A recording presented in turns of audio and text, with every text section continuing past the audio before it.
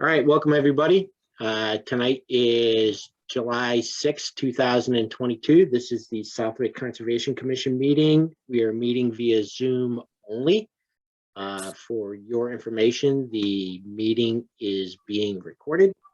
So just be forewarned that whatever you say will be recorded. So we'll start the meeting by just going around and taking a roll call of commissioners. And what I see is myself, Dave McWilliams is on the call, Brian Drennan is on the call, Kevin Solak is on the call, Jerry Patria is on the call, and Marisa Cook Obregon is on the call. So we do have a quorum and we can start the meeting unless anybody has any open or public comments they want to get off their chest before we dive right into our first and only hearing.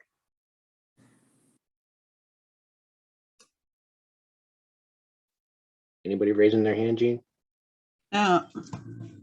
All right, so let's get right into it. So we're meeting tonight to have a conversation about the NOI, the continuation for 141 Congamon Road.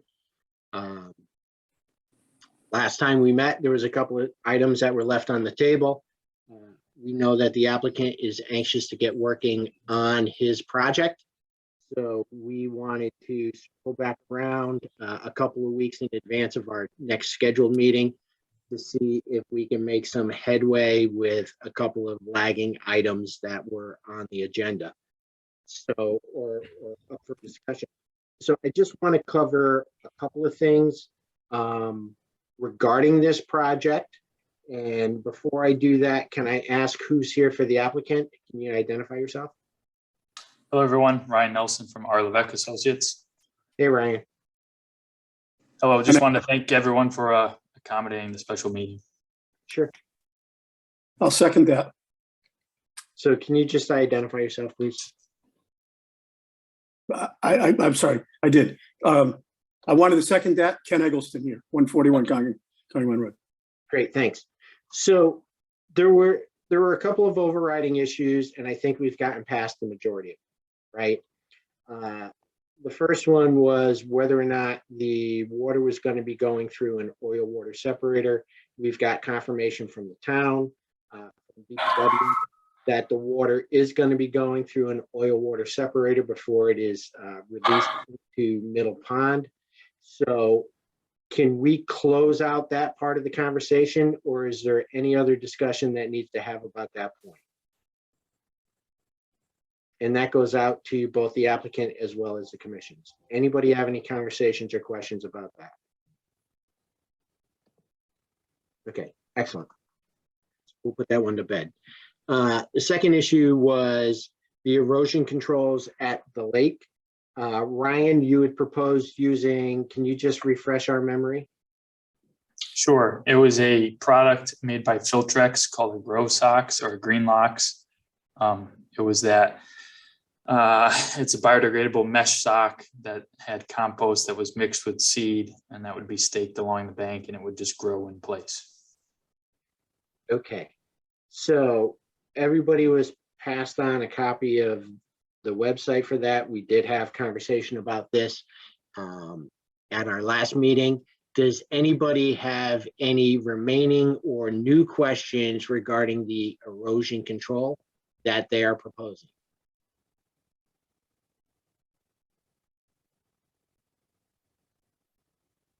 So I'm assuming we're either comfortable to vote on that, thumbs up or thumbs down. Fine. And then the other remaining issue that was on the table was the infiltration of roof water runoff. I think there was a lot of discussion about whether or not that was going to be put through an infiltration process or it was going to be put right into the paved area and go through the same process as the storm water coming off of the parking lot. So Ryan, can you pull up the plan? Sure. I believe I have to have screen sharing enabled.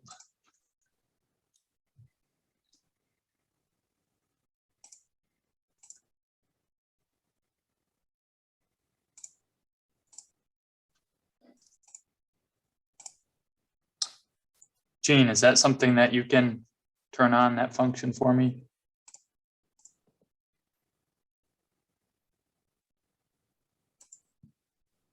It should have been turned on when I set it up. I'm still getting a message that says host disabled participant screen sharing. Well, that's not right.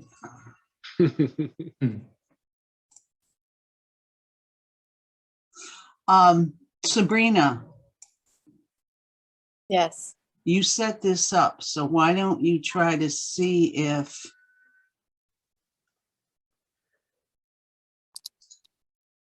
How?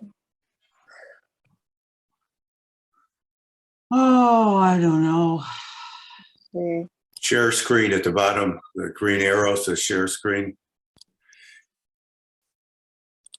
Yeah, it says share screen, share my screen. It Does it doesn't give you look- permission to No, share other people's screens? No, like I No. just tried to see if I could share my screen as well, and it was disabled. right. Let's see.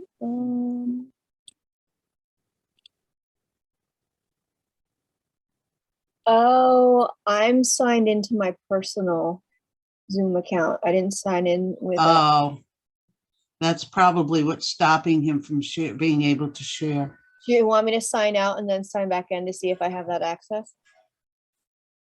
It would be okay. I will come back.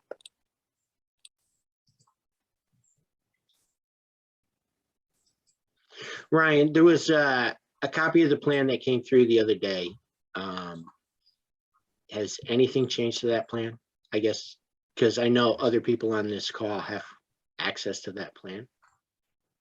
No, we shifted some of the location of the plantings down by the shore, and that was just so they weren't in conflict with existing shrubs.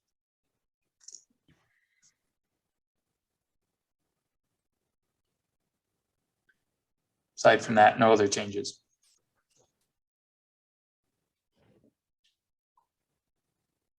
Ryan, Yep. go on the town's website. Under Concom.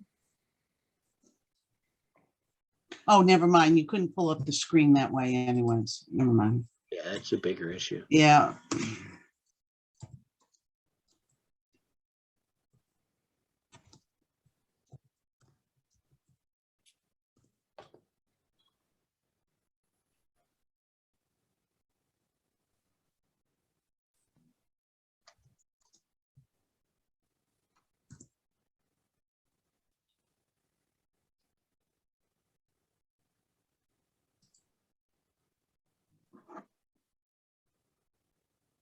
All right. Now where do I go, Jean?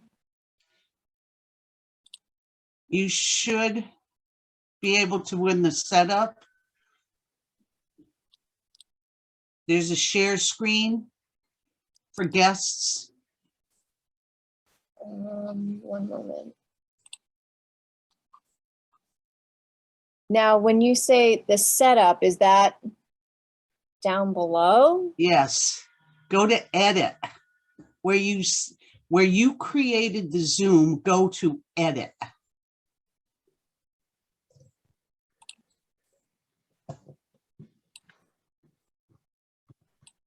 Where I created the Zoom.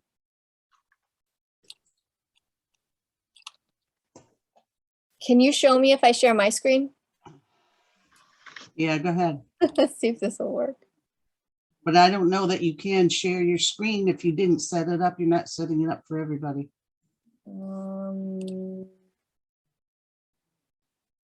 Open system preferences.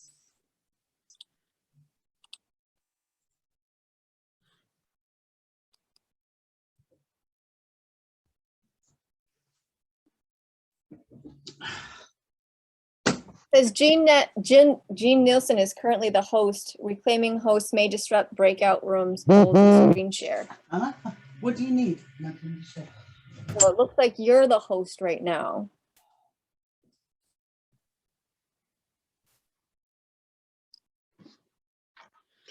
You want me to try to reclaim the host? Try, yes, you become the host. All right, I am now the host. Okay, Now let's see.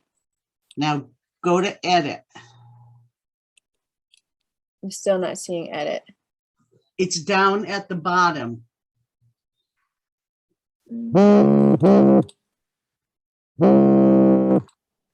Somebody's got a very loud vibrating phone. That's my phone. I don't know. Someone's calling me. Sorry, guys.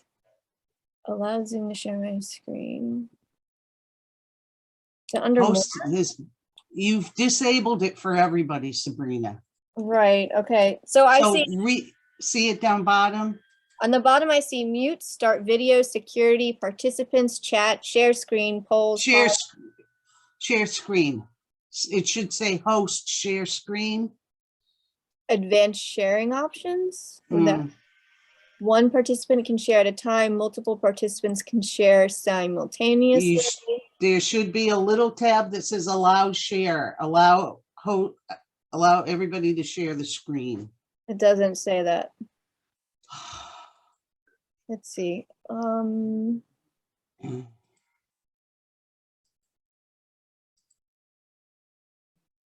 Gene, are you unable to share?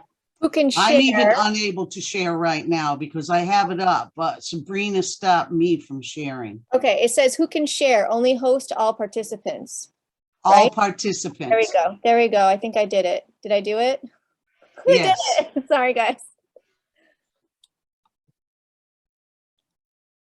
But you did Is that you, Ryan, or is that me? Yes, that's me sharing. Yep. Okay. You're all set then. All right, back on track. Okay. Okay, so you said you had changed a couple of things with the plantings. Yes. In this area, we just spaced them out. There's some existing yew shrubs that were there, whether Ken leaves them or not. I just didn't want them to be in conflict, so I changed the spacing of those. Okay, what are you looking to put in there again? Not that I want to backtrack everything.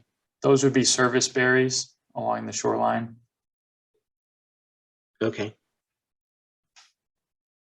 All right, so that's really the only changing along the waterfront. Yes. Okay. Ryan, can I ask, and you're definitely keeping the taxes, the U's that are there already, the existing ones? I'd have to ask Ken that. I'm not sure. Okay, I mean, I think we had talked about leaving them there last time, but What are hues or hues, whatever they are? U's, they're like the evergreens that are there already, like when you walk right off the deck onto the Yeah, beach, We talked about trimming them down trimming them. Great. and hoping that we're going to be able to save them. And then and then I think that we said that the worst scenario would be cutting them down to the ground and leaving the roots. But we don't want to Gotcha. go that far. We don't want to go that Right. far. Yeah, they're just such a big root system. That's the only reason I was asking, and that could help with erosion, but that's Right. great. Thank you So- for clarifying. We're going to try to save them. They are quite overgrown, but we're going to try. They won't be Thank you. pulled out. Great, thank you. Okay, so let's move on to the infiltrator part. Looking at the plan, right now, where does the water come off of the roof, Ryan?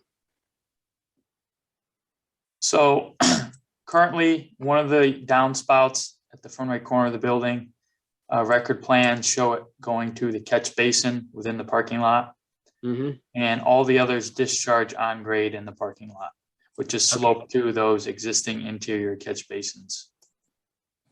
Okay, what about on the water side? Ken, do you know, do those wrap around to the front of the building or do those discharge on grade at the back? It's hard to tell with the decks. Yeah, they discharge into the ground, but I don't know where they go from there. Also in the front of the building, they don't discharge onto the ground either. The one, if you go to the far right of the building where there's two handicap spots, that corner right there, that one definitely goes also into the ground and must go into the water drain above it. Okay. Because when I put my 6-inch main in for the irrigation system inside, not irrigation, sprinkler system, they ran into that thing about 4 feet down, broke it, and had to fix the piping, and says that it goes into other piping. And we assume that it's going up there where the arrows are in and out, up top to that drain. This one here? Yes, Okay. that's where we believe it goes. They told me that it was definitely pointing in that direction. Okay. And it's 4 feet underground, so it's got to be going into some piping. So Ryan, I think at the last meeting, it was a couple of things. Was we had asked to see a plan to have it infiltrated into the ground. One of the comments that came up, and correct me if I'm wrong, but I thought you had mentioned that if need be, we could build that into the order of conditions. We decided not to go that path, that we wanted to see it on a plan. So now we're here and we don't see it on a plan, but you sent along a pretty extensive list of comments as to the rationale of not going through infiltration. So if you could just review that. I don't know if everybody on the commission I shared it, but I'm not sure if everybody read through it. Sure. So for those people that aren't on the commission, that are on the call. Sure. Probably best if I just read through it all. In 1 second here.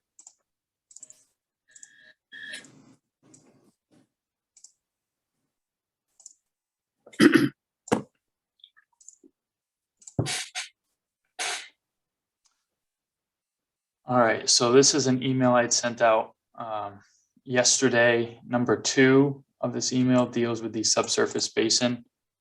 And I'll just read what my email had said.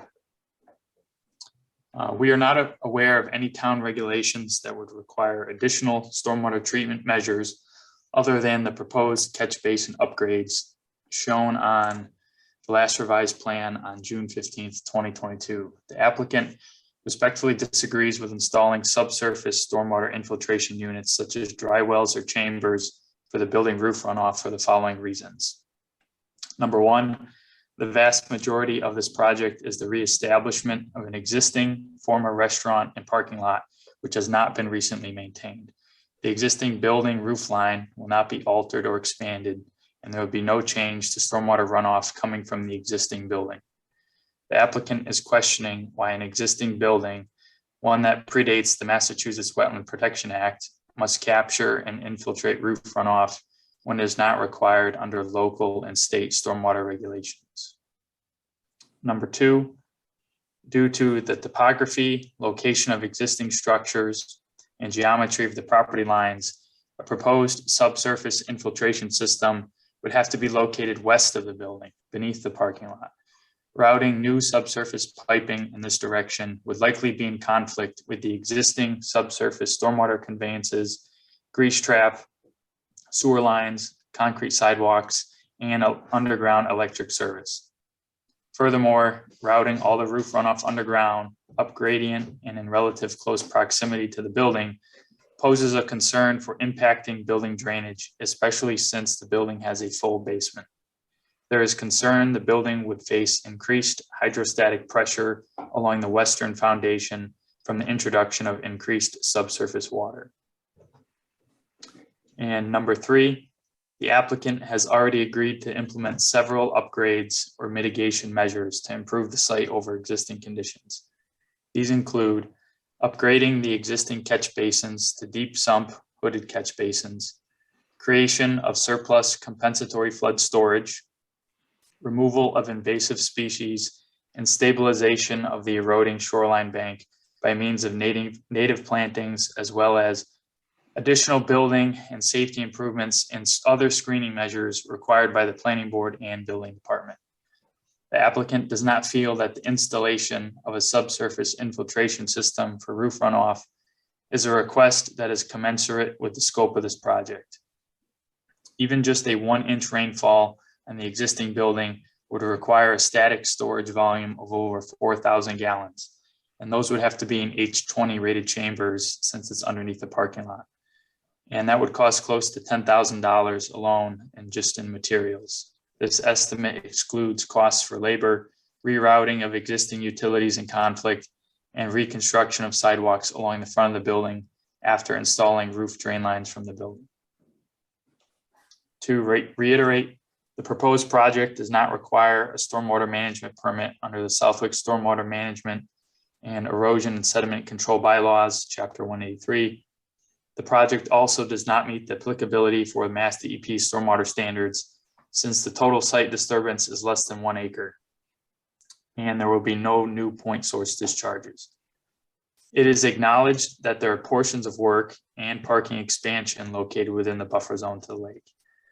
When evaluating work in the buffer zone, the commission should refer to 310 CMR 1053-1, which in part states, conditions may include limitations on the scope and location of work in the buffer zone as necessary to avoid alteration of resources areas. The issuing authority may require erosion and sedimentation controls during construction, a clear limit of work, and the preservation of natural vegetation adjacent to the resource area, and/or other measures commensurate with the scope and location of work within the buffer zone to protect the interests of the act.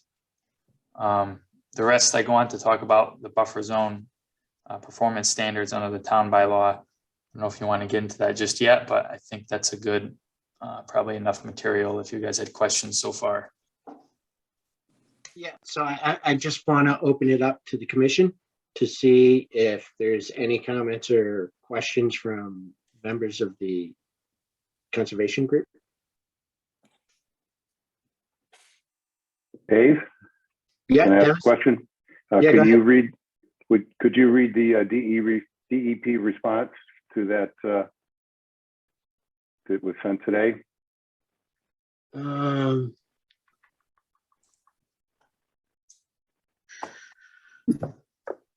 Yeah, hold on. Let me get over. Everything was last minute, so I apologize, but we got everything received at the last minute. So it was hard to get everything in time for the meeting. All right, so let me.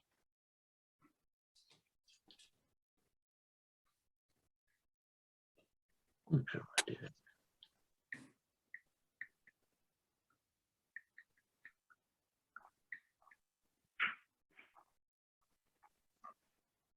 Yeah, hold on 1 second. I'm trying to get to the latest and greatest. Starts with thank you, Sabrina. Nice talking to you today. No, I get that. I got to go through the whole stinking email to get there.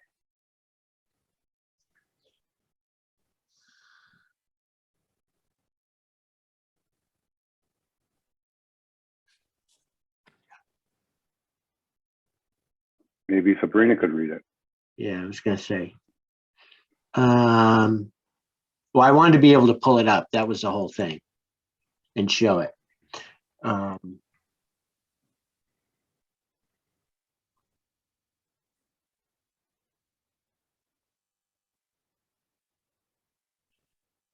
right, so let me read. Here. All right.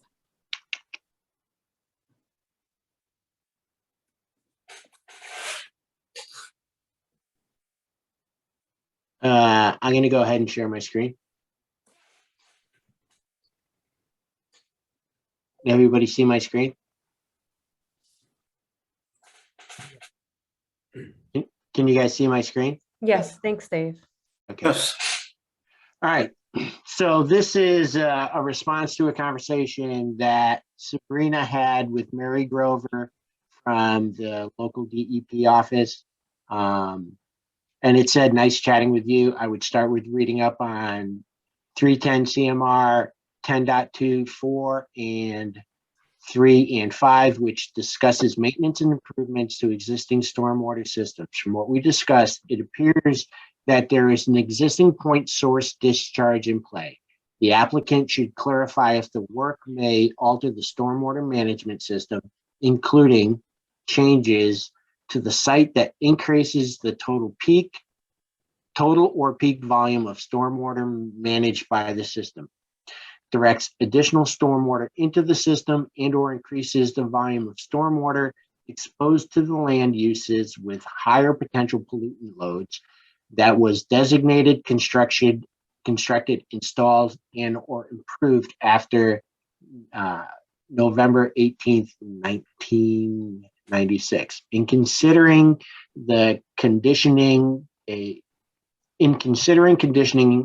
stormwater separator, the commission should consider CMR 310.10.53, section 1, which says that the commission shall issue conditions of work in the buffer zone in order to protect the interests of the act, by the act, that is the Wetland Protection Act, in the adjacent resource area. If the commission would like to add conditions for work in the buffer zone, they should have an understanding of which interests the conditions are protecting.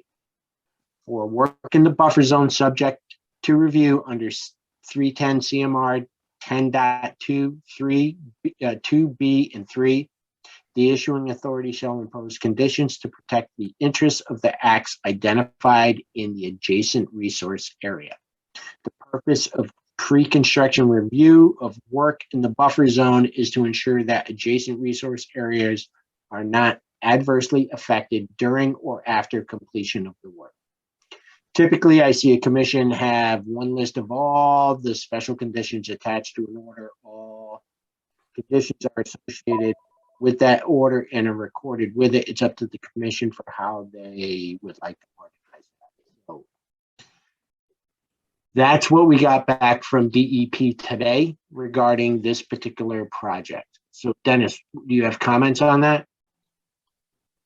Well, I understand that Levesque has designed a system, a separator, and that Ryan does have a copy of that. And if we could refer to that copy, if he could share that with us, we could refer to that. That could be in the order of conditions. Because it's been expressed to us many times, there's already a problem with runoff there as it is. And there's going to be a lot more impervious surface because there's going to be more cars, going to be a lot more pollutants going. So it does affect it could potentially affect the resource area. And I would not like to see that happen. I'm sure the commissioners wouldn't like to see this happen either. So I think that I've talked to a few people. They all feel it's a reasonable request, not to handle a huge stormwater, but just, I mean, you've already got pipes going into the ground now. There's no reason you can't put a couple of more pipes into the ground. Just to mitigate for some of the load, some of the clean water getting back into the ground without having to mix with the stormwater that is going to go into the town's stormwater system, which the town's going to be responsible for maintaining that. So we should make every extra effort we can to ensure the integrity of the system. Ryan, do you have a plan? We do not have a plan for subsurface infiltration system as stated for the reasons in my email. I will add that the water, we're not changing the watershed. The water on site is still going to those catch basins. We're not changing or increasing the volume of water.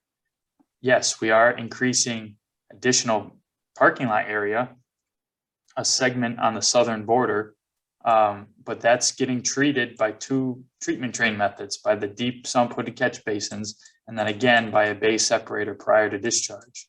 So it's not like we're creating new impervious that's going untreated directly to a resource area. We're not increasing any flows. This is all existing. It's an existing watershed. Thank you. I understand the the benefits of infiltrating it, but with all the limitations and constrictions, just running a pipe into the ground isn't how you adequately do this. I mean, you have to install dry well chambers, and even for, like I said, a 1-inch storm event, that's a pretty large investment and cost for Mr. Eggleston. We don't see what this would be saving. If there's concern over the parking lot, why aren't we addressing that? Why are we going after the building, which is there? I mean, if Ken didn't expand his parking and didn't want docks, he could run the restaurant as is. He has a special permit. Ryan, just to clarify, the cost of a system like this would be, I think you mentioned in the email, was it $10,000? I was pricing from Shea Drywall Products. That was just for materials of stone, fabric, and infiltrator units. That did not include installation or rerouting of any utilities they encounter, or repaving, or saw cutting, or redoing the sidewalks. I mean, so the cost is well over 20, 30 grand probably. And Dennis and Sabrina, can you just translate a little bit for my benefit, Mary Grover's comments into kind of layperson terms? I didn't get that part in terms of making sure that we are keeping in mind the interests. Can you just clarify whose interests are they just talking about? Are they talking about like the interest of like keeping the lake clean? Public interest, like a bylaw? Could you just translate that for me? I didn't get a chance to totally read that through. You know, actually, Ryan could probably translate the 8 interests, the interest of the act better than I can, because he's more knowledgeable of that. Sure. So I also talked with some DEP staff today, and to summarize, kind of my takeaway from it was the issue at hand here is buffer zone work, right? And that's left at the discretion of the commission, whether or not the buffer zone work will impact. No, Ryan, the 8 interests, she's talking about the interest of the Wetland Protection Act, specifically what are the listed interests of it. I think she's looking for more specifics of, you know, the BVW, you know, what are the. Yep. Hold on. Let me share it here. These right here, is this what you're referring to? Protection of public and private water supply, protection of groundwater supply, flood control, storm damage prevention, prevention of pollution, protection of land containing shellfish, protection of fisheries, and protection of wildlife habitat. Yeah, and I think that it falls into almost all those categories, what we're doing here. Okay, thanks for clarifying that. So what we're looking at now currently, by not adding any additional infiltration systems, are we fulfilling the protection of those interests, these interests that are on the screen right now, with the systems that are in place or are being proposed in terms of the separator and everything else, minus this new infiltration system? Our argument is yes, we have all stormwater from the parking lot being collected by 2 different treatment trains prior to discharge.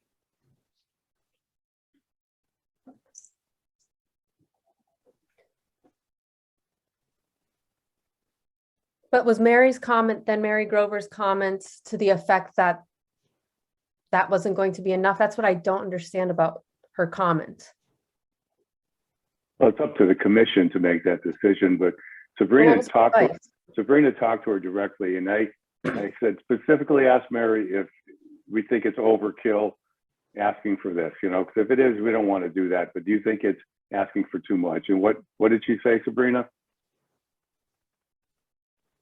She says it's no, providing that there's an increase of impervious surface. So there is an increase of impervious surface of, how much is it? Plus or minus 1,390 square feet. Right. So that's what I understood of her answer. But when she made that comment, was she aware of the existing treatment that was in place?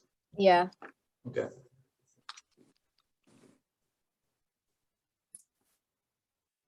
Brian, are we addressing the new impervious surface?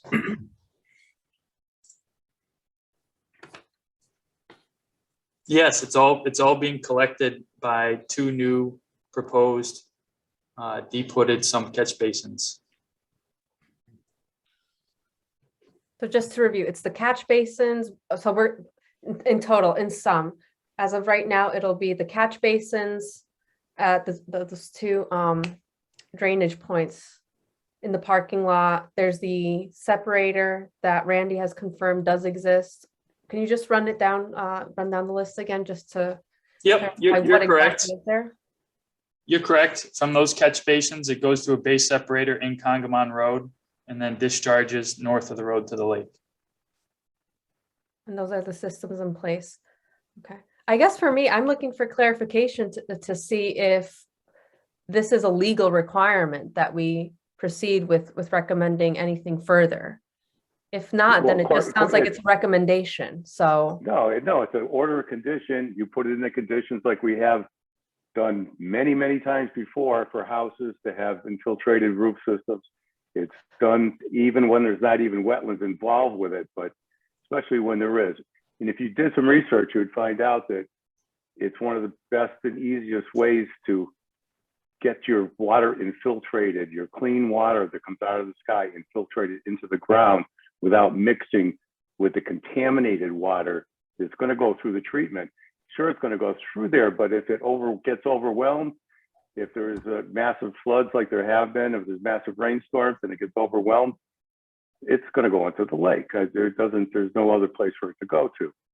I mean, this is just a small mitigating factor to help to mitigate for that to happen. And hopefully this won't be, one of those disasters that happened previous with just not doing what I consider due diligence for a project and letting the town get stuck with it, because the town will be responsible for this as long as everybody realizes that. I guess that's what I'm trying to clarify, that point, that word, that, that term, due diligence. By doing this or making further recommendations, is that in keeping in line with something that we're legally, I mean, I know it's open to interpretation. Marissa, we do it on every single order of condition. There's special conditions on every single one we do. Right. Yeah, so this is just typical order of conditions. We put on boulders on some people's lawns. Is that legal? Yes, it's order of conditions. That's what the commission does. So it's the same in the same line as putting boulders on the 50-foot. It's in the order of conditions, and the applicant gets their bond money back when it's done correctly. Right, but I think I'm trying to ascertain exactly to what degree this is going to help and be something that is totally worth the investment, because Ryan just quoted us a number here where it's at least $20,000, $30,000. So I just want to understand. It's hard to tell. I mean, you're not going to find out unless you don't do it and you have some kind of catastrophe. So, right. So That's okay. Thank you. a couple of things, right? So those that I have is, one, the first catch basins with the hooded catch basins. Those aren't even installed yet, are they, Ryan? No, but that's part of our plan, is to replace those. Okay, so that's an upgrade. Yes. Okay. The 30,000, 20,000, 10,000, $0 roof infiltration. There's no middle ground between that $10,000 number and zero.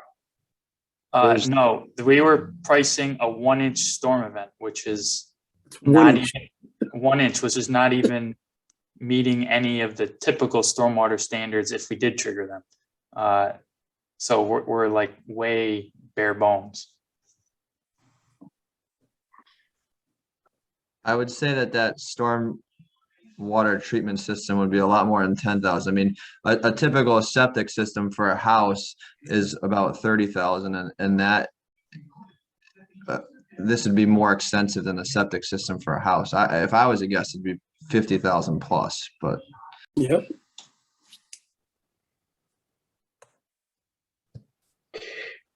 So we're at a point, right?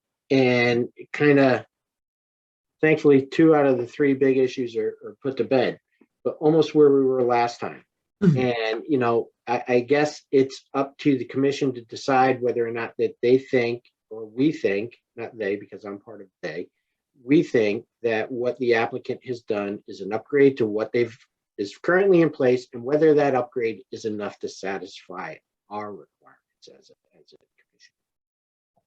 And if somebody feels that that is the case, then I would say then please make a motion to close the hearing And then, we can have a conversation about what kind of conditions we would want to put on the applicant. Or if somebody feels, that they think that we should just reject the project, then I would say make a motion to reject the project. But, we can keep talking about this back and forth. At some point, a decision has to be made. If the applicant is not looking to incur the cost, then we need to vote on what they've presented to us.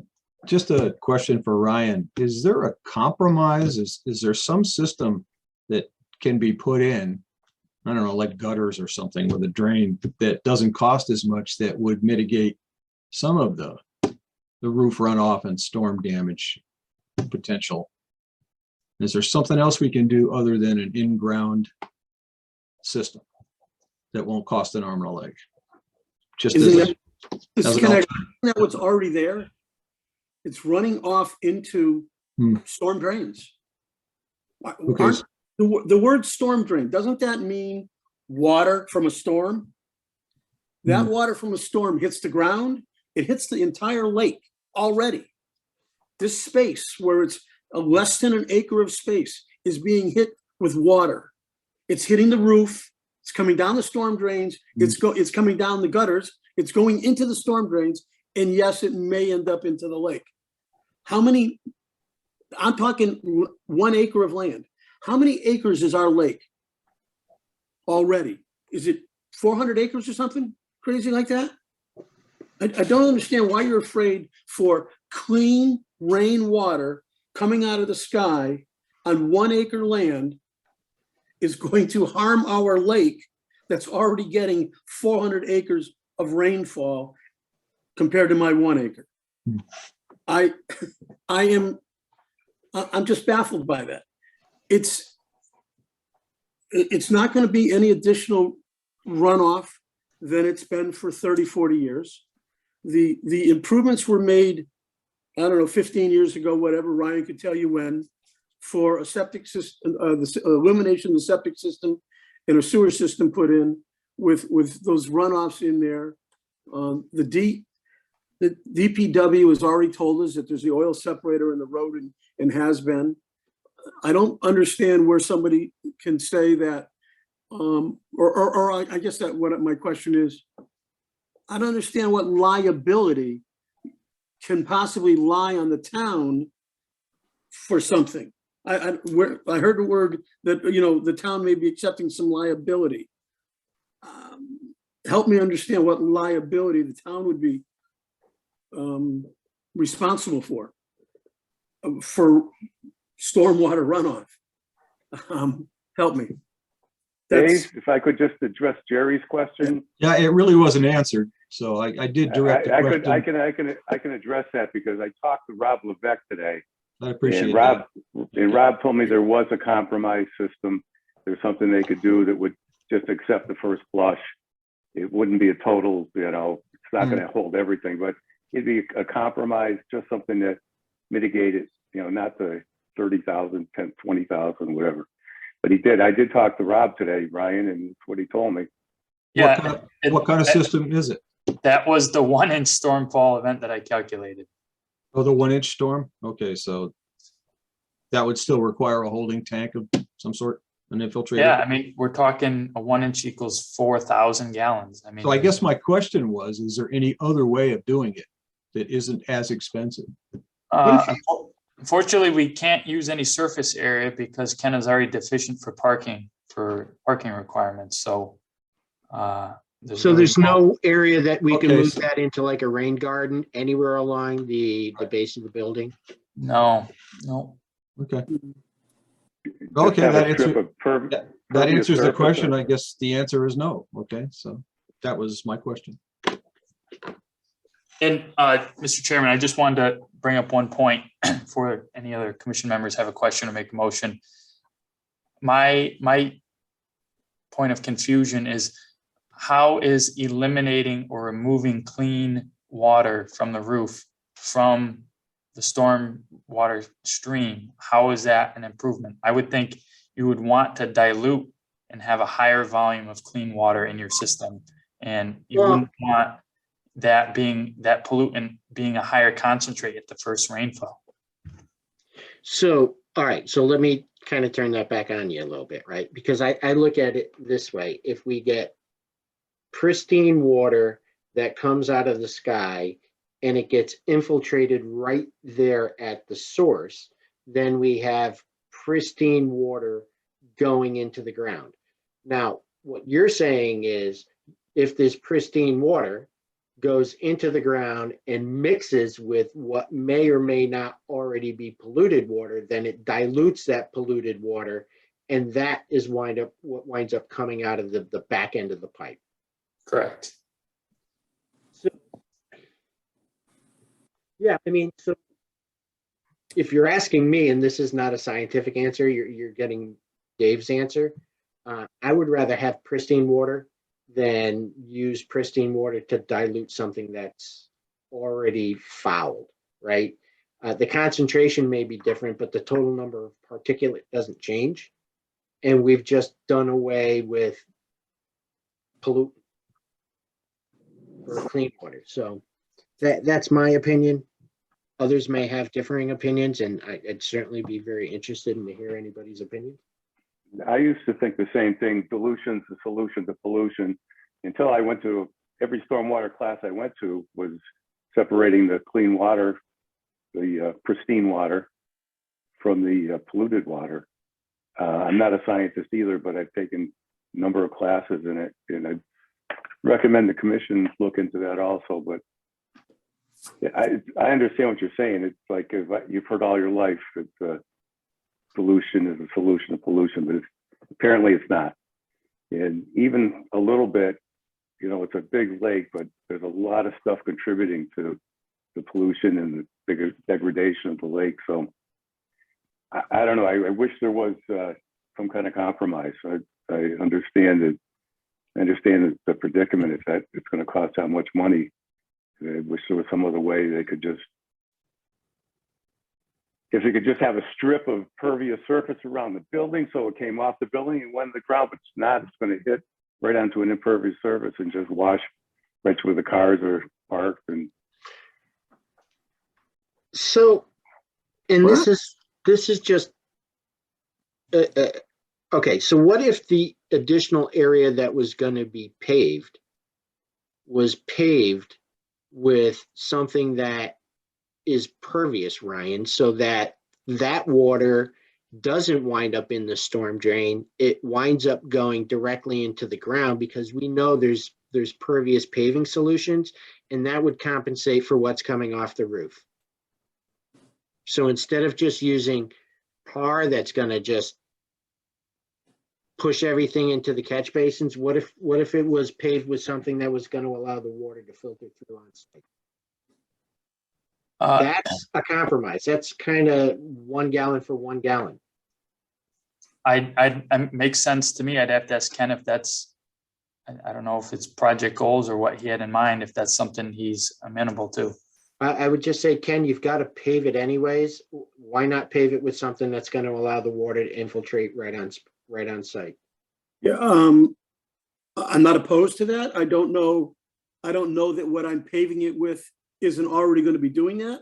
I'm not putting a finished pavement on there at start. I'm putting what is it called? Reground or something pavement. So it's pavement that comes off the road. That's what they were going to do the parking lot with. If there's, you know, I have no problem. The planning board might. I have no problem with putting a dirt surface with some gravel or whatever over there.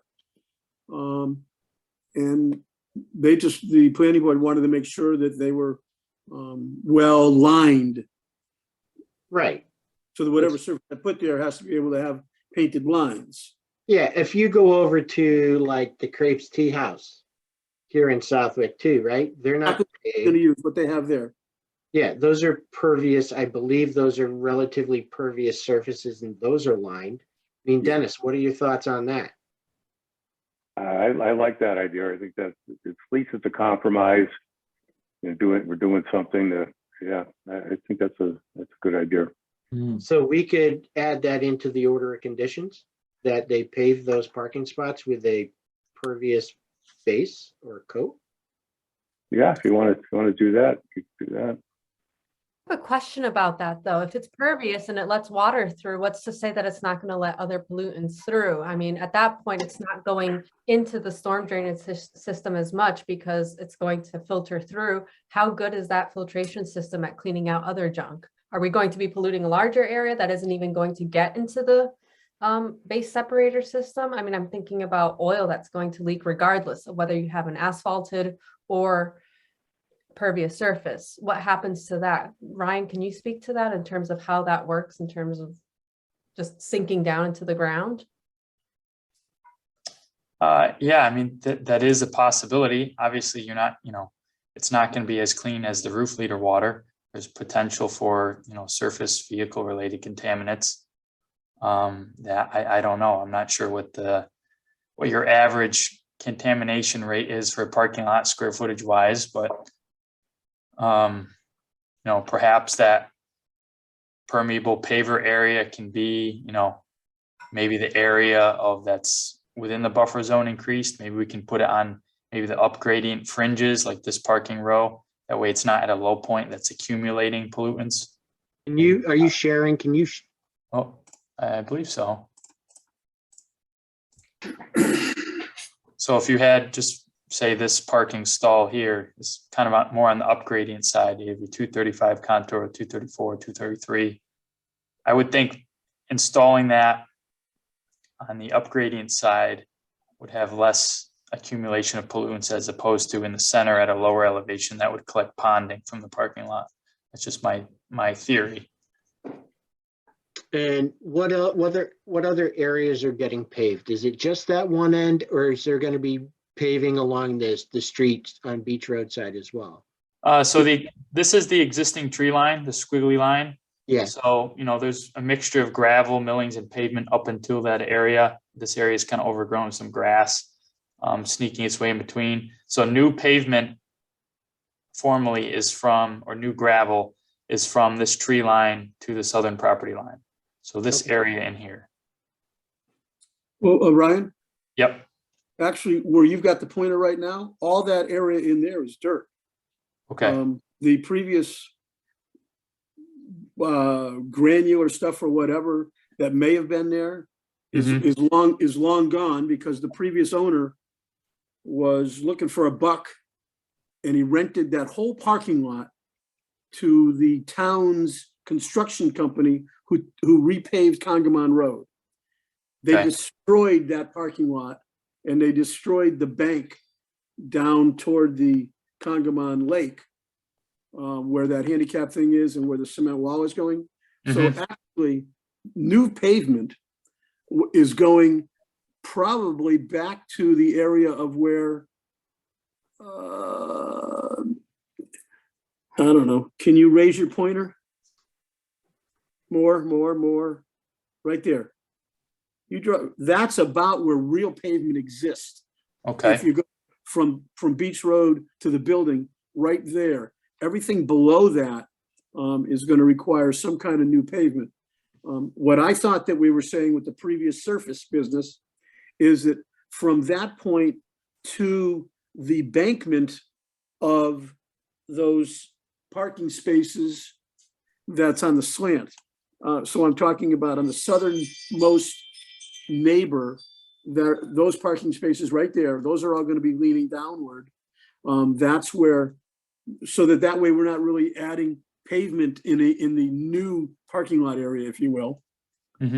If we made that pervious in that area, everything would soak into there like it always has for 100 years. But I can do pervious everywhere. But I'm thinking rather than like Marissa said, we don't. What's the whole point of putting in those catch basin 4-foot somethings if no water is going to go down them, because it's going to be soaking into the entire parking lot? I mean, believe me, I'd love to have the whole parking lot be something that I can have water soaking into and not puddle up and whatever. But I believe you heard what I was saying about paving most of it with recycled material, and then maybe putting pervious up there in those 1, 2, 3, 4, 5, 6, 7, 8, like 9 or 10 parking spaces. I don't think I'd want to do it over where the handicap is though. Because I don't want to do, you know, I want the handicapped people to have. Right. What if you even went around the corner there, Ken, over to where like the exit is? Yeah, yeah, oh, yeah, right. Mhm. Yeah, that makes And sense. to me that, you know, that compensates for, I think, a good portion of what would be coming off the roof and having that stay on the property. I mean, it's just a thought I had. I think it is a compromise. You know, Dennis, it sounded like something you were interested in. I don't know what the rest of the commission is, but if you have any comments, let's hear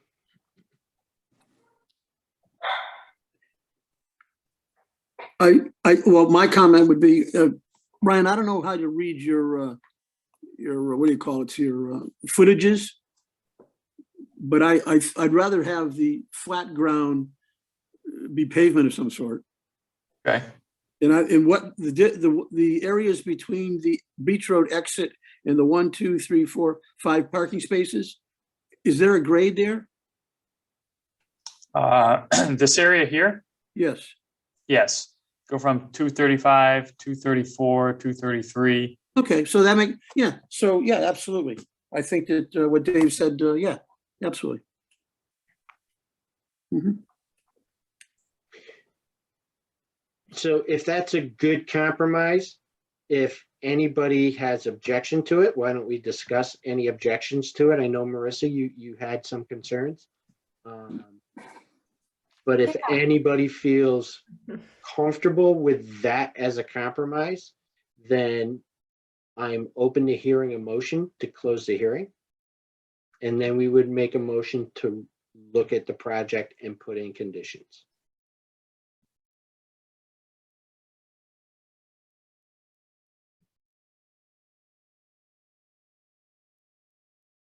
I guess my only concern with this compromise is that I would like to understand if in net terms, it is environmentally, you know, more agreeable in terms of keeping that water divided and making sure that anything that could be dirty or contaminated does get processed the way it's supposed to, that it doesn't end up just filtering through the ground, because my concern would be if it's just going to filter through the ground, then the other systems that we've been discussing at previous hearings will basically be redundant. I just want to make sure that with the grade there, some of that water still gets processed and goes through those systems. And if there's some sort of assurance, then I think it could be then a good compromise. So what specifically would you be asking, I guess? Because if you're asking a question, it's got to be something that I'm guessing Ryan would have to answer. Right. So yeah. I guess it's how do we formulate that question? I mean, Ryan, from a compensation standpoint, I think Sabrina put out the number of a little over 1,000 square feet, but that was only the most southern parking areas, not including the ones off of Beach Road.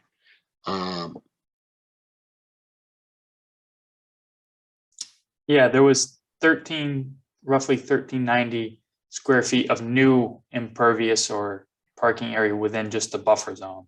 So there's additional area outside the buffer zone. Marissa, are you trying to get a feeling on how much water would infiltrate in those parking areas versus get processed out of those parking areas? It would be more of the latter, just because if it doesn't end up getting processed and there isn't that much of a division between clean and dirty water, then I feel like the whole discussion about the roof is a moot point. And if we're trying to maintain that division, if that's something that is so important to maintain, where we kind of keep the clean water in one area, dirty or contaminated water in another area, I guess in my mind, the fact that it's an impervious surface and everything's going in there potentially dirty and clean, I don't see that as necessarily a solution unless I'm missing something. I want to understand that there is a net environmental benefit and that water is somehow being divided. I guess in my mind, I think pervious, and I'm like, everything can go in there, dirty and clean.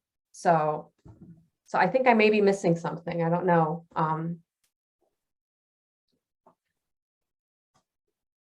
Well, I guess one thing that I could add to this is we just did a similar project earlier this year and with a pervious surface.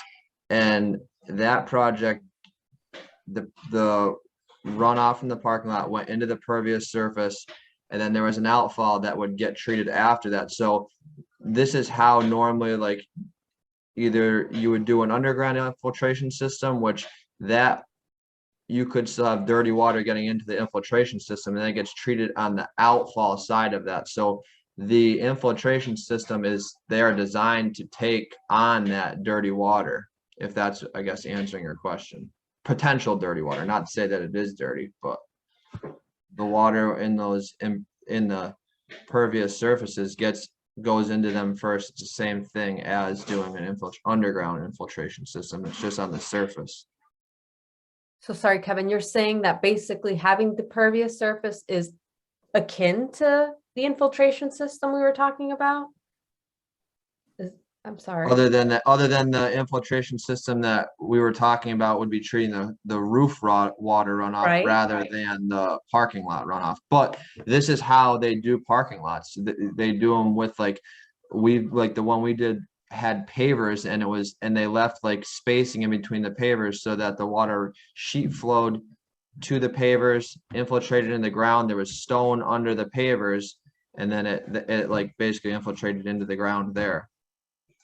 But I'm assuming that must have been around the perimeter of the building where you were having the roof runoff, where the clean water was coming, right? Like that was like what you're talking about was designed for clean water.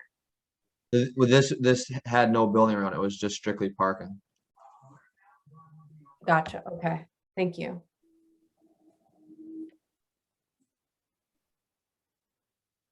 Ryan, are those parking spaces, they're 9 by 18, like a standard parking space? Yes.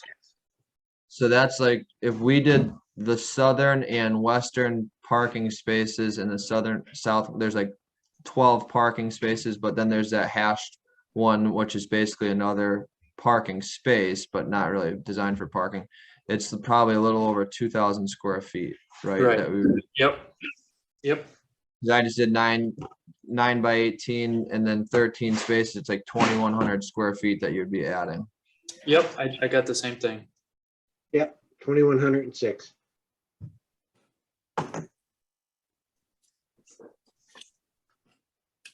Ryan, Mm-hmm. I believe those parking spaces over there are all 10 by 20. Okay. Yeah, there was some of them I think changed size because of the planning board reduction. But yeah, you're in the same ballpark. Okay. Yeah, I just, it's an extra 500 square feet. 500 plus.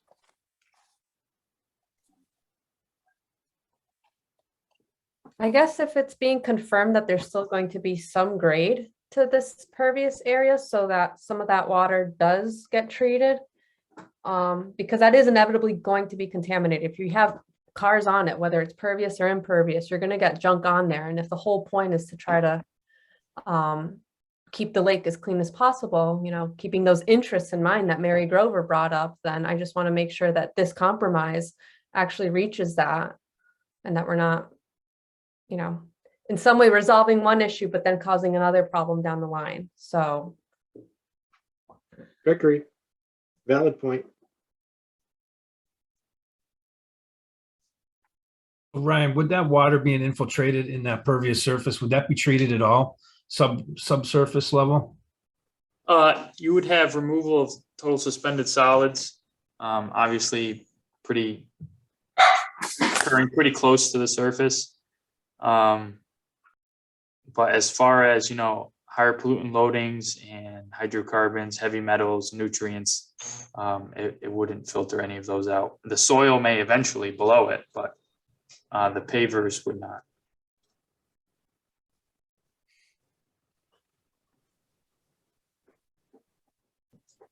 So where do we want to go with this?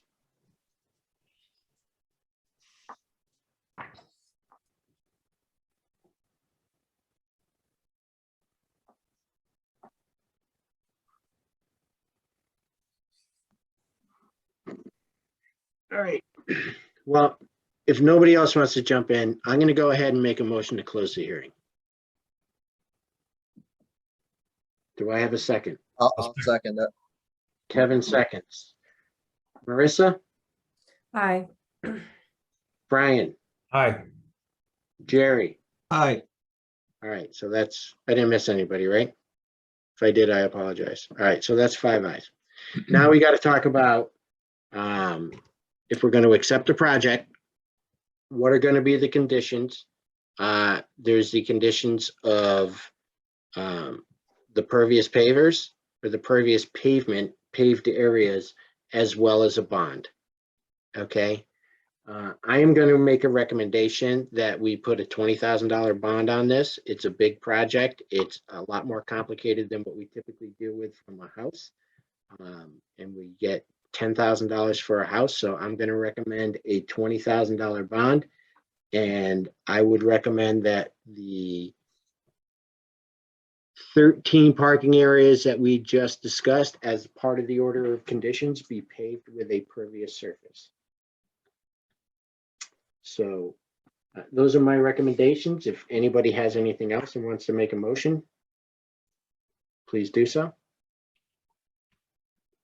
I'll make a motion to approve this project with the conditions of, was it 13 parking spots? I think there's only 12. This is Ken Eggleston. Well, there's a hash parking spot. It's not an actual parking spot, but that area of Well, the there's parking. 5 there. There's 5 on that side. 1, 2, 3, 4, And then 5. there's 8, and then there's 8, but there's really a 9th spot that's got like a hashed line through it. That's I'm assuming part of the parking lot. It's just There's only 7 over there. What is that area that's got the hash marks? yeah, 8 and 5 is 13 Right. with the hash. 7 the ha- parking spaces a hash spot, and then 5 more. It's The 13. house is not a parking spot. What is it? It's It's an area that I am not supposed to be able to park in. It's Right, but what is the surface of it gonna be? What we're saying, Ken, is just make it the same impervious surface. yes, yes. I just didn't want to call it a parking spot. Yeah, okay. All right, Sorry. I know I shouldn't no, have been. that's fine, that's fine. Oh, good to Listen, we're clarify getting it now. We're getting somewhere. So can we have to call it something. So we're just gonna call it a parking spot, just so that you know what it is. We understand it's not gonna be a parking spot, but so that, because right here on the plan, we can look at and see that there's 13 specific areas, Okay. right? So I'm sorry, Marissa, why don't we get back to your motion? So you were saying you would accept the project with, With the conditions that 13 areas, including, or let me rephrase this, sorry. That 13 areas, most of which will be used as parking spots, be done with a pervious surface, and with all the other conditions, what were the other 2 points? The vegetation and then the stormwater. Do I have Yeah. to mention that as well? So the No. vegetation, no, okay. Marissa, do you want to add something about the use that they'll try to be saved? And if not, at least the roots will be left? You Yeah. gonna Is get that in the order? Are you gonna get Stephen's money? Sure, yeah, that with respect to the vegetation, I'd then rather we're not do going to use that green lock system and then try to keep the taxis it. intact. Even if they have to be cut down, but try to keep the roots there on that bank intact for erosion control. and with a $20,000 bond, right, Marissa? Correct, yes, and a $20,000 bond. Okay, Do great. we need to identify the locations? Maybe just call it the northernmost parking slots? I think they're the southernmost, right? Yeah. Southernmost, yep, Okay, southernmost parking spots. So you want to just add that little caveat there? That sounds good, though. perfect. And the bank stabilization that's been proposed, that should be in the order conditions? The green lock system, yes. Yeah. Yes, I mentioned that. Excellent. Do we have a second? I will second it. Okay, Kevin, how do you vote? Aye. Jerry? Aye. And Dave, aye. So Mr. Eggleston, on just a side note, right? So it appears as though we're approving the project to move forward, right? On a side note, we moved this up because of your concerns about being able to get work done there. So we tried to give you an extra 2 weeks to get something going. So I would be very, very disappointed if on July 18th, I went by that property and not seen any work being done after we just gave this night up for you to have extra time to get some work done there. So I would implore you to do something on the property that we can see is in direct relation to us having this conversation. And I would imagine that would help you with further conversations with this commission down the road. I can assure you that I've been waiting. Unfortunately, you've made me wait to be able to start work on the exterior. And I would say that I've got to make some phone calls, obviously, tomorrow. Probably won't get much done before Monday. But come Monday, the 2-foot grass growing all around, some of which is all on the town property, will be cut down to nothing. I expect within a week or so that people are going to start taking down all the bushes and down the embankment, because I know that I can have the builders in there building the handicap thing as quickly as the middle of next week. Okay. They told me to give them a week's notice. Do you want to nominate a erosion control monitor at this meeting here so you don't have to come back for that? Smart idea. Thank you, Dennis. I'll take that job. Who is that? You, Ken? Yeah, I was just kidding. Yeah. Well, listen, it's not unusual for enough the about property owner to take that job, as long as you understand what it entails. I was kidding. I will be there every step of the way, but I wouldn't want to be responsible because I don't know the ins and outs of what would be needed. But thank you. So you already have a consultant that you could certainly nominate for that position as well. So just so you know, a storm, so the monitoring is to let the commission know if any abnormalities have changed during construction, right? Oh. So after a large rain event, is there unusual flooding? Is there, erosion into the lake?